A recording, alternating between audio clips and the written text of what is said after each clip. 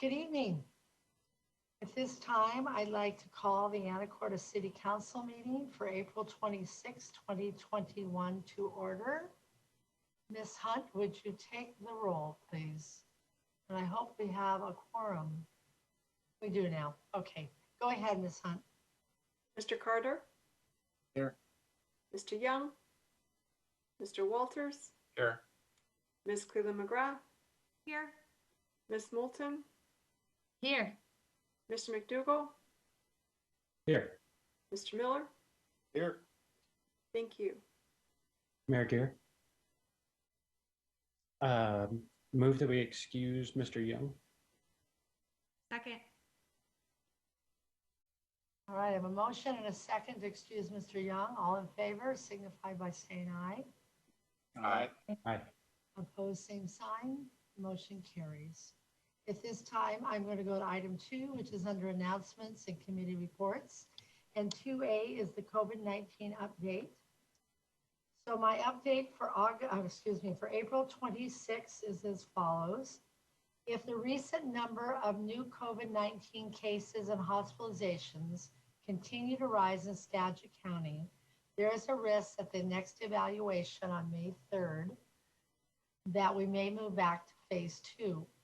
As of yesterday, Skagit County was reporting 193 new cases per 100,000 residents over a 14-day period, according to state data.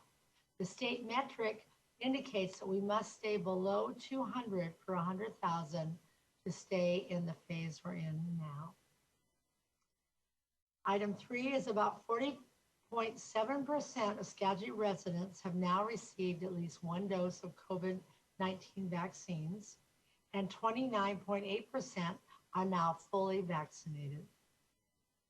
In Washington State, they're resuming the Johnson & Johnson COVID-19 vaccine, and they've concluded that the vaccine is safe and effective, and paired with patients and providers, they've provided educational materials about potential risk and provide important options to continue to reduce the severe COVID-19 illness.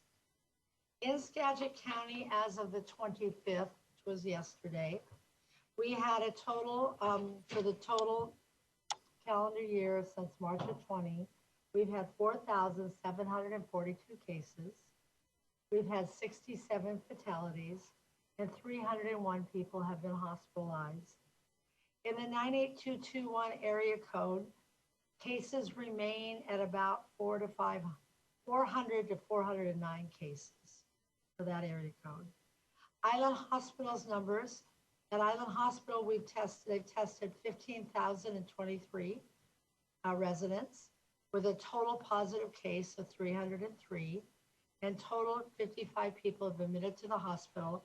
And we've had no deaths in Anacortes or in this zip code. In Washington State, we've had 397,000 cases of COVID. We've had 5,478 deaths. In Washington State, in the United States, we've had 32.1 million cases of COVID and 572,000 deaths in the United States. Worldwide, 147 million confirmed cases of COVID, including 3.1 million deaths, and that's reported to us by the World Health Organization. Are there any questions on the COVID update? Okay, we'll move on then to item 2B. It's our fiber committee. Mayor Gear. Yes, Mr. McDougall. The Fiber Department leadership is going to be giving a big update later this evening, including a contract that we'll be discussing. So I was going to defer to Ms. Xu and Mr. Lemberg's report, unless other members of the committee wanted to say anything else. Okay, we'll move on then. Then we have item 2C, which is our Housing Affordability and Community Services Committee report. Mayor Gear. Ms. Moulton. Thank you. The HACS committee met last Wednesday, and we're making good progress with our preparation for our outreach meeting with the community and stakeholders about our community services strategic plan. So we have a draft of our email invitation to interested parties and then a questionnaire for the stakeholders. We will be hosting a 2-hour meeting on May 19th. Oh my gosh, I can't remember the exact date, but we are going to, by April 28th, we have some homework. We're finishing up the contact info on the list of invitees and finalizing the email and the questionnaire by April 28th, which is in 2 days. We'll send that out around May 5th, the email and the questionnaire, and the meeting information is Wednesday, May 19th from 4 to 6 p.m. It'll be a Teams meeting. So then at our May 5th meeting of HACS, we will structure our roundtable and community conversation, and we'll determine our prompts. So we ask good questions where we'll get some really helpful answers, and to make sure that we make the best and most effective use of people's time and where we'll all be able to learn the most. So we want to make sure we get that structure right. We also, after that, we talked about the funding that's coming from the federal government to the county that will help renters who are in arrears pay back rent. So there will be rental assistance coming from the county via community action. And there's going to be also more small business relief. So small business relief and rental relief is coming. And we'll hear more about that at council, and we'll also work to publicize that in our community. Rental assistance is usually available to the renters themselves. They apply and then the money goes directly to the landlords. But this now landlords can also apply on behalf of themselves and their renters. But the money goes directly to the landlords. It doesn't go to the renter and then they pay the landlords. We also talked about we're talking about what to do in the future. It's just high level about what will we do with our most at-risk population, our most insecure housing wise. So that's been an ongoing conversation that we've had. And that is pretty much it, unless Ms. Cleland McGrath has something to add. Okay, then how about we have item D as the planning committee report. Is there an additional report there? There is, and that happened just before this meeting. And Mr. Walters, Ms. Cleland McGrath, and I were at that meeting with Planning Director Mr. Miesemer, and he informed us that the building activity in Anacortes is booming right now. There are upwards of 206 projects in various stages of permitting and development. Everything from condos to townhomes to apartments. Accessory dwelling units. There are currently 26 applications for those in progress, and also 62 new single family residences. So the city is over 50%. That's an over 50% increase over this time last year. There is also some commercial development that's in the works. So things are moving right along. What that does bring up is that the building inspectors are working really, really hard, and it's very hard to keep up right now.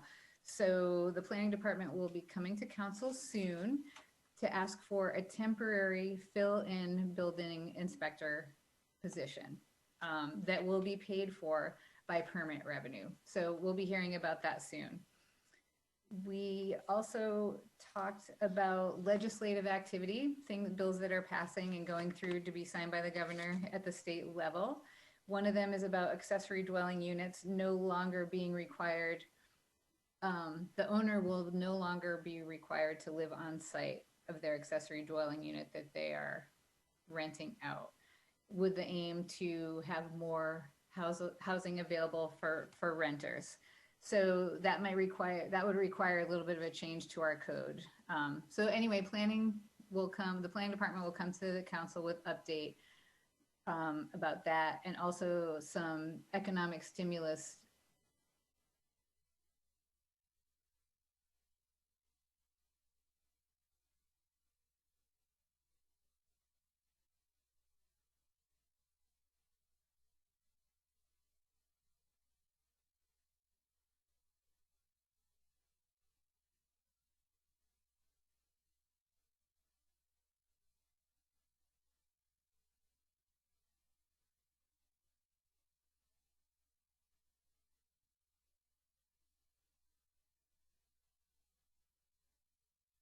Thanks.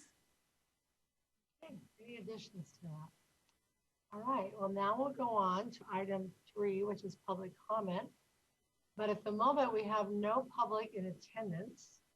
So we will move on from there and we'll go into our consent agenda, item 4A through C. Mayor Gear, Yes, Mr. Carter. I would like to pull item A. Okay, Mayor Gear, Mr. Miller. I move to approve consent agenda items B and C. Second. And we have a motion by Mr. Miller, a second by Mr. Carter to approve items 4B and C. All in favor, signify by saying aye. Aye. Aye. Opposed, same sign. Motion carries. Mr. Carter, item A. I would like to pull my name from the special meeting portion of the last week's minutes. Oh, yeah, we have technical difficulty, didn't we? Yeah. Okay. All right, well, with that, if we pull that, would you like to move this forward? Yes, with that change made, I would move that we approve that. Second. The motion by Mr. Carter, a second by Mr. Miller to approve item 4A with the removal of Mr. Carter's name from the executive session. All in favor signify by saying aye. Aye. Opposed, same sign. Motion carries. This time, we're going to a public hearing. And it's item 5A, and this is open for public comment. This is on the CDBG 2021 Annual Action Plan. Mr. Meismer and Ms. Stewart, I believe, will be presenting this evening. Welcome, Mr. Meismer. Thank you, Mayor. I appreciate that. So this evening, we have before council, the 2021 Community Development Block Grant Action Plan. Tonight's public hearing will focus on the projects being considered for the 2021 program year. Those projects are public services for the Anacortes Family Center, homelessness, assistance for special needs population, and creating suitable living environs. And that's at $14,395. Low-income senior housing rehabilitation, and that is the Anacortes Housing Authority Harbor House re-roof. That's at $100,000. And then there's a Section 8 loan for the Anacortes Family Center of $150,000 towards their new facility that should be starting up this summer, we're hoping.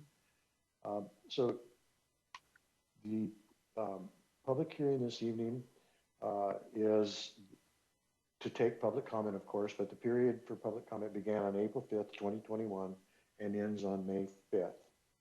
To date, no public comment has been received. And we will be looking at coming back to the council for the final presentation on May 10 for approval of sending the action plan to HUD. So I know that's fairly quick, but if council has any questions, I'd be happy to answer that.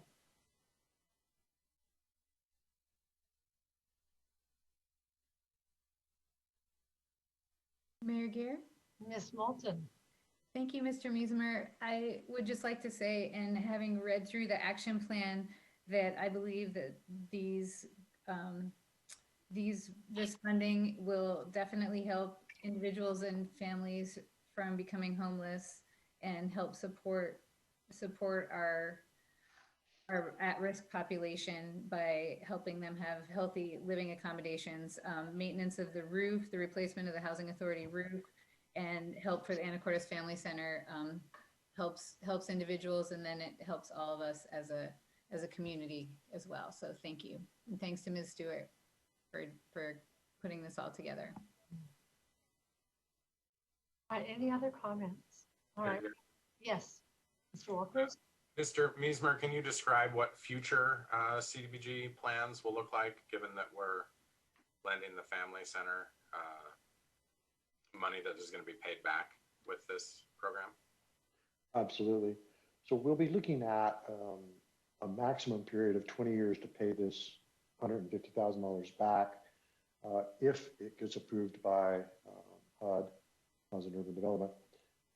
And that could be shortened up. Our typical allocation is approximately 115,000 a year, and we can allocate out of that a certain percentage to go towards paying this 150,000 back. Is We've there, talked with our, I'm sorry, is there a limitation on how much we would pay back at a time? No, Okay. there's not. So We if we could had a add- shortage of projects in 1 year, we could pay it down further. Correct. Okay. Yes. Having said all that, we have been working with Steve Hoagland, Finance Director, to, work this through the process. They are very familiar with the plan with the Section 108. Of course, typically when someone does a 108 loan, you can do up to 5 times of your allocation. In this case, we were only able to use approximately 150,000 towards this particular project.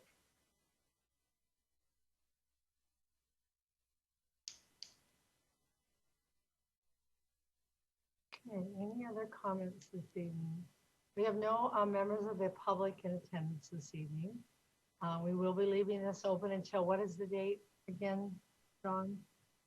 May 10th. May 10th. So we have plenty of time for future questions and thoughts from the council and the public. So if there's no other discussion, we will keep it open and continue to work on it. All right. So at this time, I will move to item 6B, which is also open for public comment. And this is Resolution 3029, authorizing the hiring of one Anacortes Senior Center Administrator and 2 parks maintenance workers. And who will be presenting? Hi, Mayor. It's John Lunsford. I will be doing that. Yeah, welcome. Thank you, Mayor, council members. So, Mayor, did you want me to start with item 6A or 6B? Oh, did I skip right over it? Yes, 6A would be appropriate. Okay, thank you. And Ms. Shu is here as well with any questions, so please feel free to reach out to her. So item 6A is an ordinance number 3089 to amend the 2021 budget to allow for the hiring and funding of a second parks maintenance full-time FTE. So that item was cut out of the 2021 budget, and we're asking you to consider bringing it back in. And as the mayor alluded to, item 6B will explain exactly how that's going to go forward. But Mr. Hoagland thought it was best to start with the ordinance first to fund the second position. So this item has come to the Council Personnel Committee and was discussed there. And the mayor and I discussed it, and looking through our revenue that could easily be funded this year through our reserve balance and into next year through our reserve balance, hoping that after that, we will have our property tax allocation back to be able to fund our regular staff to pre-COVID numbers. So this is a position that's not budgeted, but it's not new to parks. It was a position that was not rehired last spring when a person retired.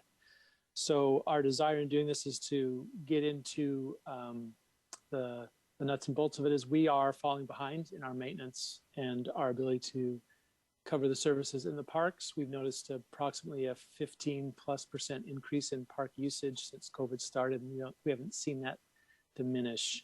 That's fantastic for us at Washington Park and the campground for our revenue, and it's great for the community to get out into the parks and use the services that are there. It's difficult for my staff to keep up. So we're at about functioning with our full-time staff.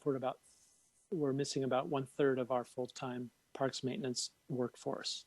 Those are the folks that do the mowing and the trimming and the irrigation maintenance and all the things that we do. We're fortunate that we're able to do a lot of things in-house, and we're glad to keep it that way.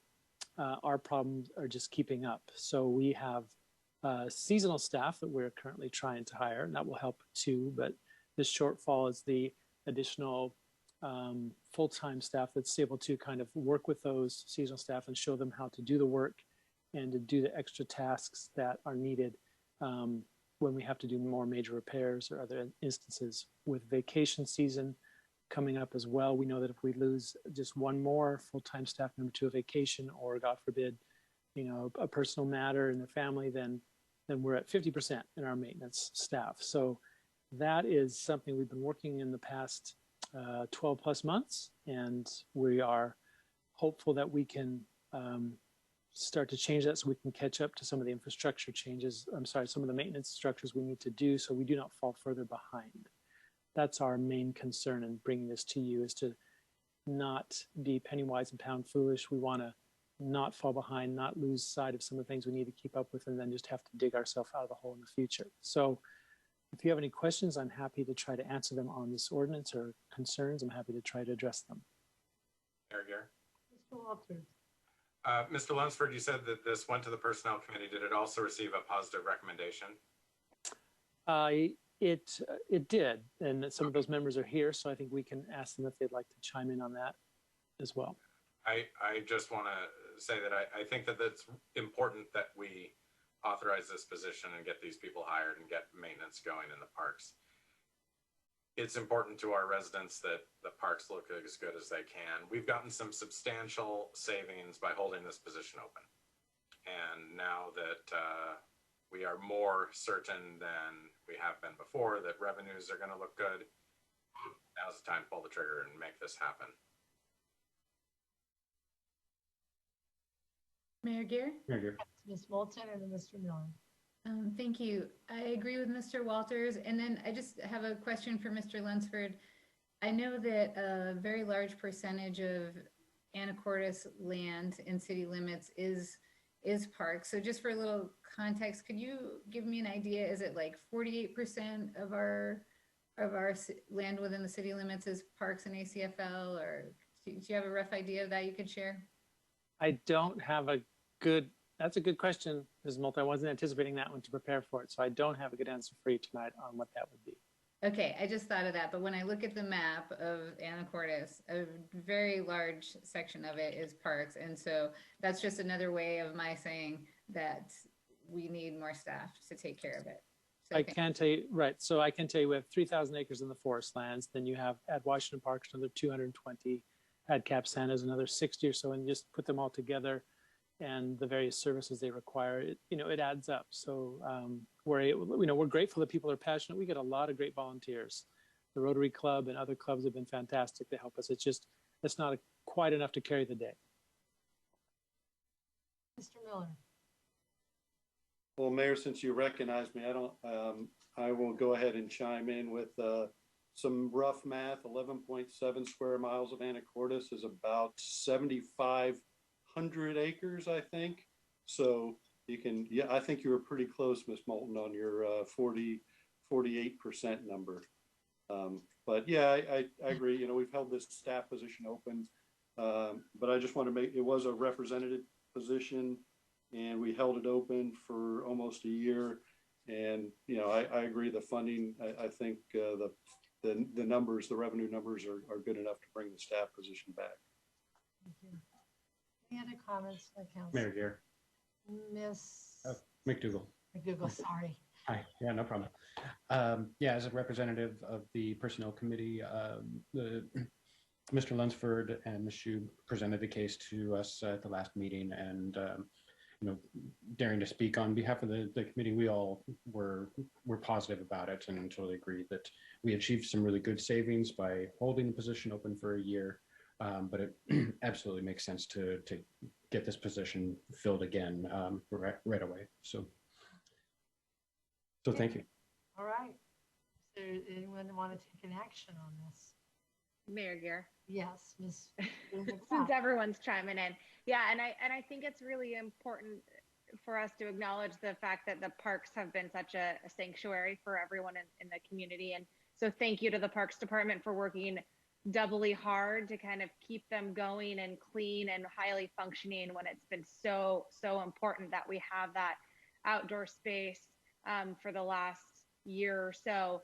And the fact that Mr. Lunsford, as the Parks Director, was trying to be as conservative as possible, and as the Personnel Committee really pushed him to ask for the 2 full positions at our meeting, because we just, we want to see those parks do well and continue that high quality for our community, and that really shows, and I think it makes a big impact for a variety of ages and variety of uses. And then the other thing is the senior center position.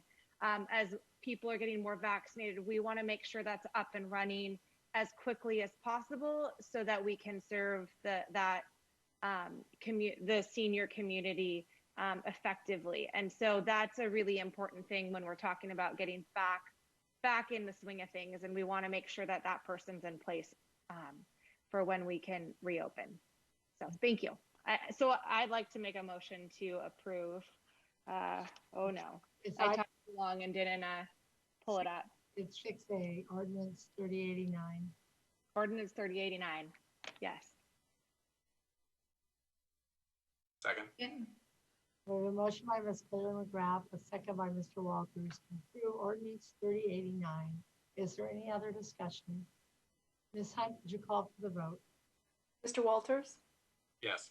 Ms. Clayton McGrath, Yes. Ms. Moulton, Yes. Mr. McDougall, Yes. Mr. Miller, Yes. Mr. Carter, Yes. motion carries. So that was the ordinance to amend the budget. And now item 6B is resolution 3029, authorizing the hiring of one senior center administrator and 2 parks maintenance workers. And this is an action item. And discussion or comments.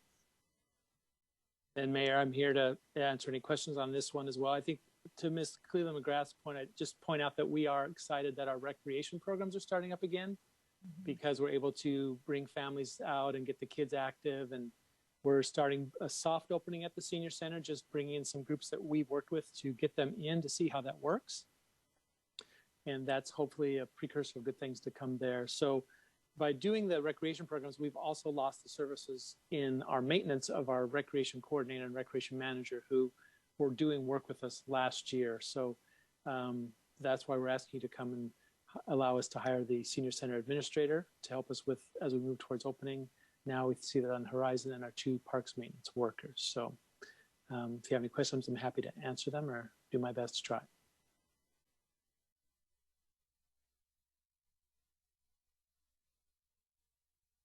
Mayor Gear, Ms. Moulton, hearing no discussion, I move to adopt resolution 3029, authorizing the mayor to hire 3 positions in the Parks and Recreation Department.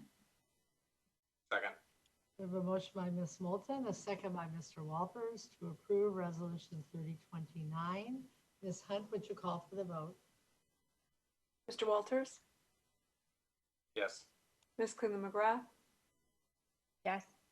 Ms. Moulton, Yes. Mr. McDougall, Yes. Mr. Miller, Yes. Mr. Carter, Yes. motion carries. Thank you. Thank you all. Go ahead. Does someone have a comment? Okay. No, I just said thank you, Mayor. Oh, you're welcome, Mr. Lunsford. Thank you, and thank everyone in your department. At this time, we'll move on to item 6C. This is open for public comment. This is the Access Anacortes Fiber Internet Update. It's a discussion item this evening. Welcome, Ms. Shu. Good evening, Mayor and Council. I'm just going to pull up my screen.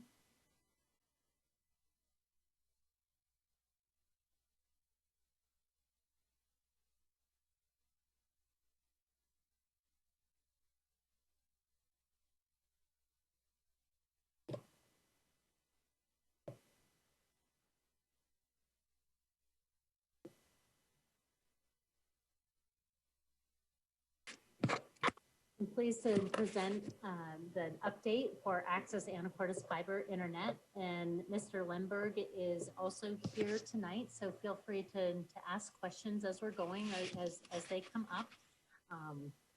It's amazing how quickly these months go by. This is a screen that you'll be familiar with looking at. In it, we show month over month the number of service customers we have in service and the total monthly revenue associated with those services. So from last April, we had 30 customers in service, and now we have 698. So that's a nice growth over the past year. And our monthly revenue has grown to $46,423.25 per month. That is a monthly revenue, and we'll be showing the first quarter financials in a couple different formats tonight. In regard to our customer orders, we have over 2,000 orders for service now. Pleased that we have 698 of those customers in service.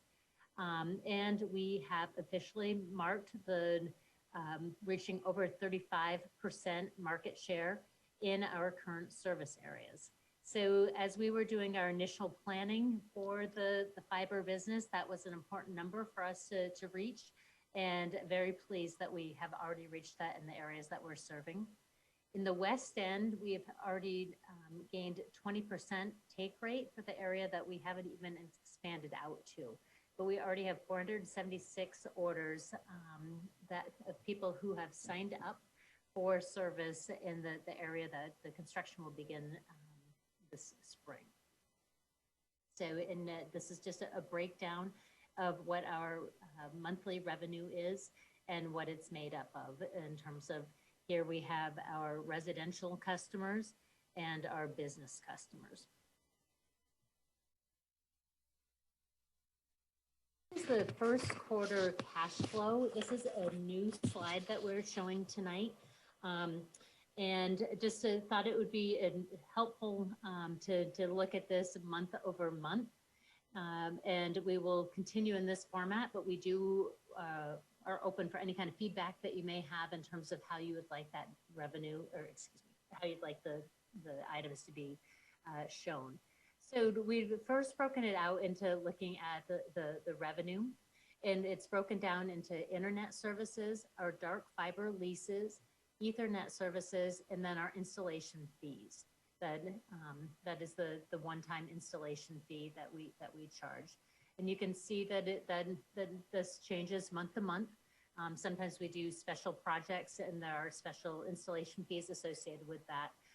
And that's probably what happened, or that is what happened here in March. We finished a large project for the Port of Anacortes. So as you look at our operating expenses, we were minus $240,237 through the end of March. But when you look at what our operating cash flow is, you can see that that is at $93,773. We do expect that the operating cash flow will continue to rise for a couple months, and then we'll start to decrease as we start bringing in additional orders and putting them into service in the West End. We have broken out what our construction expenses are, and that is for both the backbone and the customer installations and all of the core equipment that we need to purchase to ensure that the network operates and is built. So resulting in a total cash flow of negative $554,182. And beginning in April, we did take our first draw from our line of credit. So.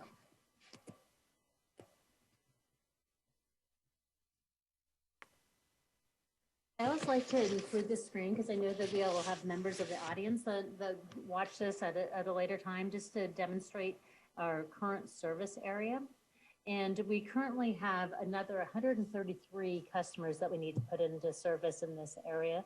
And every month I do report on that, but we do continue to get additional orders within the service area that we have now.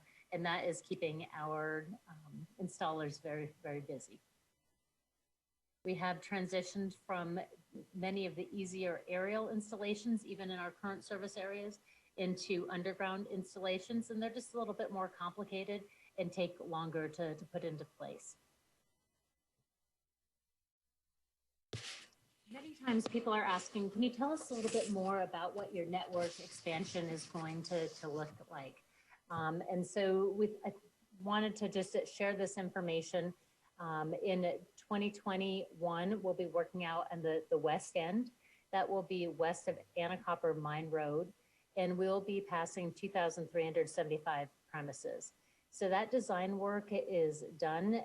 And our next item on the agenda will be to review and hopefully approve the contract to begin the construction of that. We are actively seeking grant funding opportunities, but the majority of this will be funded through a line of credit through Savvy Bank. Next year, we will be backfilling our current service area, which is basically east of A Avenue. And the design work will occur at the end of this year, and then it will be followed by the construction and installation next year. The cost of this will be offset by a $2.25 million grant through the Economic Development Administration. And the balance of the project will be funded through the line of credit. And again, we certainly are keeping our eyes out for grant opportunities that are coming up. In 2023, we will continue to the one remaining strip, and I'll have some visual pictures that, coming up shortly. That is east of Anacortes Mine Road to A Avenue, where there are about 875 premises. And we are actively seeking grant funding. And then further, then that will really cover all of the core of Anacortes. But we do expect that moving between 2023 to 2024, that there may be some interest in moving out into our urban growth area along Highway 20 and Marshall's Point. Mayor Gear. Yes, Mr. McDougall, or Mr. Walters, excuse me. Ms. Shu, to back up to that previous slide, what grant funding might we be able to capture for the east of Anacortes to A Avenue portion of the network? So we are actively looking and submitting grant applications. And I don't know if we'll be successful or not, but I guess that's always the caveat with grant applications. We put in a request through the Washington State Broadband Office. They are looking at the allocation of ARPA funds for capital projects that could be significantly underway and completed by 2024. So the Washington State Broadband Office, when we spoke with them last, was looking for some clarification from the Treasury Office about how they need those funds to be allocated, and clarifying whether or not we Anacortes may be able to apply for that. But we put in for a total of $9.57 million request from the Anacortes Mine Road east to A Avenue, and also the Anacortes Mine Road west following the city limits. So we do have an active grant application in with the Washington State Broadband Office. We also have a request in for a community project funding request through Congressman Larson's office, and that would be for the area between A Avenue and Anacortes Mine Road. And that was for $2.57 million. So both of those sound relatively promising, but if we get those monies, is there any way to speed up deployment of the network? I know it's got to be designed. We've got to have contracts with NoNet's got to do the design work, and then we've got to roll it out, and then we've got to connect people. I mean, there's a lot of steps involved, but is there anything that we can do to speed up that deployment? Yes, there could be a way to speed up the deployment, and that may be through the hiring of additional installation technicians, or for potentially contracting for those services, so that we can have more boots on the ground helping with the actual installations. Even before the home installation, what about rollout of the backbone, the piece that has to be done prior to putting our people on the ground? We are actively working with RBC Construction, and the project, for example, out on the west end, from west of Anacortes Mine Road, backfilling the west end area, depending on how many crews they can have allocated to the project, we can speed up the construction of it. So if they are able to get 4 different crews in, they imagine that it will take 4 months to complete. If we only had 3 crews, that could be extended out to 6 months. We certainly have their attention because we have a lot of work to do, and I think that they're wanting to work with us. So they know that we are interested in them, making this a priority project for them. Okay, that's good information and something that I certainly would be interested in exploring further. We have a lot of residents that really chomping at the bit for this service now that some of their friends have it and they know how great it is. So anything that we could do to deliver that faster, within reasonable constraints, even if it cost us more money, even depending on what the numbers are, I'd be interested in knowing so we could make those decisions. Certainly, and we can bring that information to our upcoming fiber committee meeting, and then determine whether it makes sense for it to come forth to the whole council with some of those ideas. So thank you. Just some visual areas. I know that you've seen this, but this is our current service area. It includes the Central Business District, Old Town, and M Avenue, and the 2020 aerial areas that we built out. And that service area, where we have 2,273 potential customers, that means that we've passed their premise and are able to offer service to all of those neighborhoods. Our 2021 expansion area then includes west of Anacortes Mine Road. And as you can see, that this is a large area and undertaking. To think that, currently with the 2 years that we put in place, that we had passed 2,273 pharmacies, for us to pass another 2,300 just this year shows how substantial a project it is. We are covering a big, dense area of Fidalgo Island.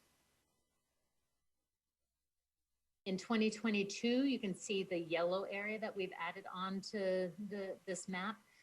It's really backfilling the area from A Avenue eastward. And by the time that this expansion is complete, we'll have passed 6,463 of our potential customers. And the final area that we would expand into is this area between A Avenue and Anacortes Mine Road. It's a smaller area that passes 872 premises. And then we would be able to say that we are offering all of the city limits potential customer service.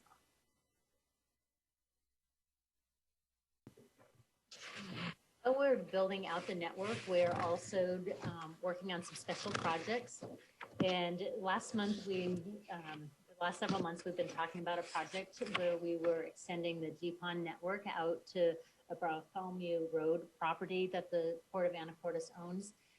That work is complete, and the tenants are entering into service agreements for business class internet.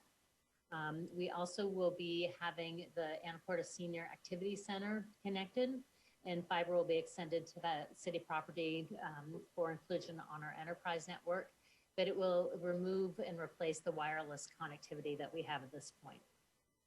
The IT department at the same time is updating all of the computers that we have in preparation for the opening of the senior center. We are working with Rock Island Communications on 2 different dark fiber leases, one from Anacortes to Mount Vernon and another that is from within city limits to help with their connection. We have received a request from Wave for a dark fiber lease from Anacortes to the water treatment plant. Western Washington University at Shannon Point Marine Center is looking for dedicated internet access with a part of the expansion out into the west end. And we'll be adding an additional site at Island Hospital later this year as part of a dark fiber lease. So we're doing this in conjunction with the build out of our backbone network. So I wanted to just let you know that we do have lots of activity going on. Our EDA grant application continues to be processed. We're dotting all the I's and crossing all the T's, but that money has been set aside for the city. Next, we'll be talking about the contract for the construction of our 2021 service area. In the West End and some other places in the city, we've identified where there are private streets. And so we've been working to obtain easements with the property owners and the HOAs to be able to install that backbone infrastructure on the private streets. And every day, we are continuing to just look for federal and state grant opportunities. And I can't say enough how appreciative I am of the forethought of the city council to have us in this business, and the mayor, to have us in this business now, where we have shovel-ready projects that are really consistent with the responsibility that's been placed on the government now, more than even some of the private companies, to be able to work towards and demonstrate that we can have very effective broadband internet service providers that are municipally owned and managed. As we're working on our home installations, and we continue every week, we have a meeting with our entire team, and the first item on the agenda is, what can we do to help support you to ensure that we have a safe work environment for our employees and a safe work environment for the installations that we're doing. So there are 30 different guidelines that the staff are following as they're doing the installations. And on a regular basis, we're getting notes back from new customers that are saying they were just so pleased with the whole process. It was very clean and tidy, and they felt very safe about the way we were managing that installation process. So that's very important to us, to keep our employees safe and to keep our customers safe and be respectful that we're entering their homes during a pandemic. I like to always end with this slide because we are a city-owned fiber network. We are independent of other internet service providers, and we are very happy to answer any questions that people have about what our services are. And we pride ourselves on being somebody that's always available to answer the phone, to have that direct relationship, that when people are coming to their homes, that they're very, very respectful, that we have reliable, affordable, accessible internet that is designed to really meet the needs of our community. I'd be happy to answer any questions, and Mr. Lemberg is on the line as well. So we're both happy to answer any questions they may have. Well, thank you, Ms. Shu. Excellent report. I know the council and I are very proud of the work that this department has accomplished in the last couple of years. So, all right. Well, at this time, Dan, any other comments? Yes.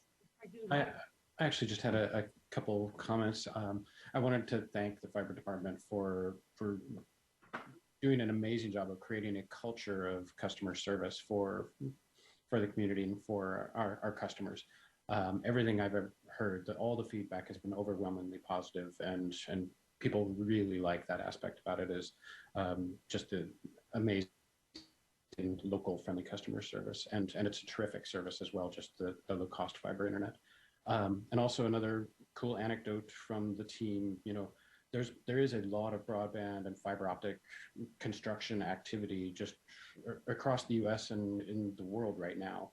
And the team recognized that ahead of time, that there's long lead times on equipment. And so they've been doing a great job of being proactive about, getting orders in for equipment well in advance, so that they can accommodate and, keep this actually fairly aggressive construction project on schedule by making sure that we're not, waiting for long lead times on equipment. So thank you again to the team for knocking that out and, just managing logistics like that as well.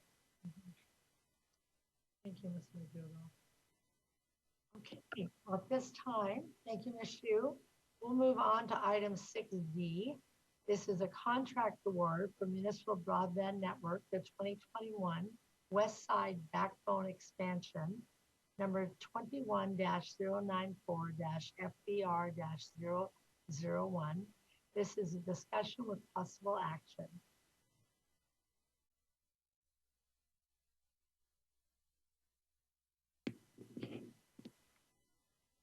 Have you all had time to look at that? Mayor here.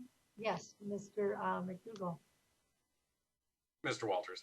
Oh, sorry. I'm not hearing correctly. Mr. Walters. Yeah, I think it would be helpful if Ms. Shu summarized that. Tonight we're bringing before contract award request for $5,055,304.09. This is for the backbone construction for the west end. As you recall, this project, as we move into the west end, is moving from an aerial construction to primarily underground installation and underground construction. That does drive the costs up, but that is something that we expected as we were doing the planning for the network. This will pass a total of 2,375 homes and is part of a piggyback contract with NOAANET, where we are utilizing a unit price agreement for this construction. We do recognize that this is a significant contract, but we do feel that and recognize that we already have 20% of the potential population already signed up for orders in this area. And the sooner that we can get that network backbone infrastructure built, then we can follow up and do the actual installation to the customer. McDougall.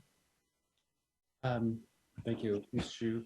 The numbers, like, is it reasonable to characterize this, the West End, the 2,375 homes passed, as pretty much the most expensive construction of this project, as far as like in block considerations, or the cost per building passed in the West End is going to be more difficult than the cost per building in the East End, for instance. Yes, thank you, Mr. McDougall. You are correct, because this is an underground installation and it is quite rocky through that area. Yes, it is more expensive, and probably the most expensive areas that we will be providing service to. The area that we're working on next year through the EDA grant will be a mixture where there will be underground and a little bit of aerial available to us. And so the purely underground certainly makes the cost go up. And the $5 million figure, that accounts for both backbone as well as basically its estimate also for the cost to install about 35% of the buildings passed. Is that correct? So this is for the construction costs and the work costs. It does not necessarily include the actual installation costs when our staff go out and do that work. So the per premise pass ends up being $2,425 per premise pass. So as we go down the street and we're going by every house on that, that's how much it just to pass their house costs. And it's because it's underground that it's more expensive. We did expect this, and this actually is consistent with some of the earlier business planning that we did several years ago. So while it's a very large number for us to consider, it is not inconsistent with what the original planning for the project was considering. Yeah, I was actually going to make the same point, that we're basically in line with the original sort of cost estimates. Like we're within about 5-10%. Mayor. Oops. Mr. Walters and then Mr. Miller. Yeah, and so I'm reassured by the fact that we're within 10% of the original cost estimates, but also because we're getting more signups than we'd originally targeted in all the areas where we've already provided the service. I do wonder, however, because there are a couple of field determined cost items in this contract, will we have some kind of supervision either from the fiber division or from the public works department of the contractor to see what they're doing? Because they haven't really done this work for us before. I assume that they're just as good as this underground work as they have been at the aerial work, but where we do have variable costs because of field determined quantities of how much ADA sidewalk has to be fixed and those kinds of things. I'd feel just a little bit better if we also had some supervision in the field by either our fiber crews or Public Works. Our outside plant coordinator it will be very involved and engaged with that process as he was with the 2020 expansion area, then with the aerial expansion area, and spending a lot of time just going through those gig lists and being on site. And I'm very confident in Mr. Norris's ability to pay attention to close detail on that. He has a real skill set there. Thank you. The second part of your question, that I'm sorry, I can't remember. No, that was it. Mayor Gear. Mr. Miller. Thank you. Yeah, I think I said when we had our fiber committee meeting that my heart skipped a beat a little bit on the $5 million contract, but I think we've taken all the appropriate, I guess, risk mitigation with our pilot programs. I mean, the fiber department is performing great. Customer service is great. We're getting great numbers, even with such a large contract amount. I'm comfortable we're going to get there. I think the rough math is the 35% take rate. If this was just in isolation, you know, we pay it back in 10 years. I think that's a reasonable number. It's in line with the numbers we looked at a couple of years ago. We knew this was going to be the hard part. I guess just the couple of questions I have hanging out there. I think we'll probably have to do a budget amendment because even with a line of credit, there's still going to be some pass-through money.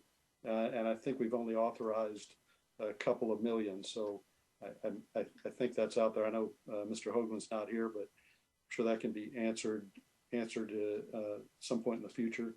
I think our timing couldn't be better as far as having this going on with there's such a push for broadband. So I think we'll get the big risk reduction is some of these grants that I know Ms. Shu and the folks in the fiber department are working on really hard. So I think that'll reduce our risk. Again, because the risk is competition over the next 10 years, but I think we're well ahead. I think we're meeting those challenges and everybody's doing a great job getting there. And then one last point, I think a lot of that underground work is going to be like cut right on the side of the curb. If you could, you can't really tell from reading the contract, but that's kind of the typical work that Robinson Brothers do. They make the cut that just so people know as we go forward, that's kind of the type of underground work they're going to see, like on the side of the road near the gutter. They make those cuts. Yes, we'll be working on the side of the road following the easements. And the area has been staked out. So we've been having a lot of conversations with people that have been seeing the stakes and just have had questions. So we're working to have good information out in the field so people can know what to expect and who to call if they have any questions or concerns. We do know that RBC is very proficient in this work. This is the area that they most prefer is the underground work. And they have done this work for us as they were doing the backbone construction area through there.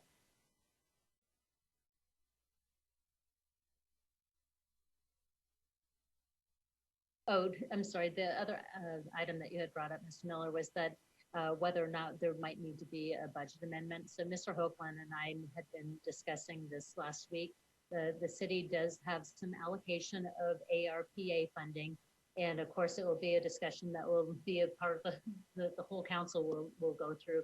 But Mr. Hoagland was thinking that it may make logical sense because of where the project is for a portion of that funding to go towards the broadband, which is one of the areas that was specifically called out as a option for spending that ARPA funding.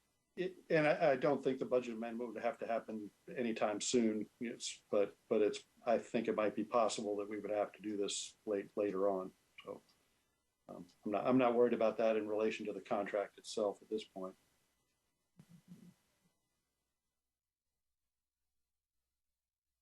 Additional comments, discussion.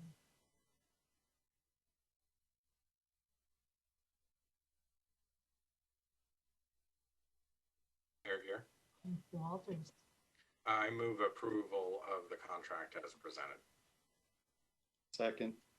We have a motion by Mr. Walters, a second by Mr. Miller to approve the contract number 2021 for the West Side Backbone Expansion, number 21-094-FBR-001.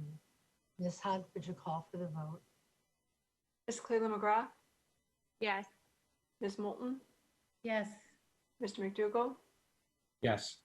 Mr. Miller, Yes. Mr. Carter, Yes. Mr. Walters. Yes. Motion carries. Thank you. Thank you, council, for being visionary and future thinkers. And I'm really proud of the work you've taken on. And I'm proud of you approving this contract tonight. So thank you for that. I'm excited for our community.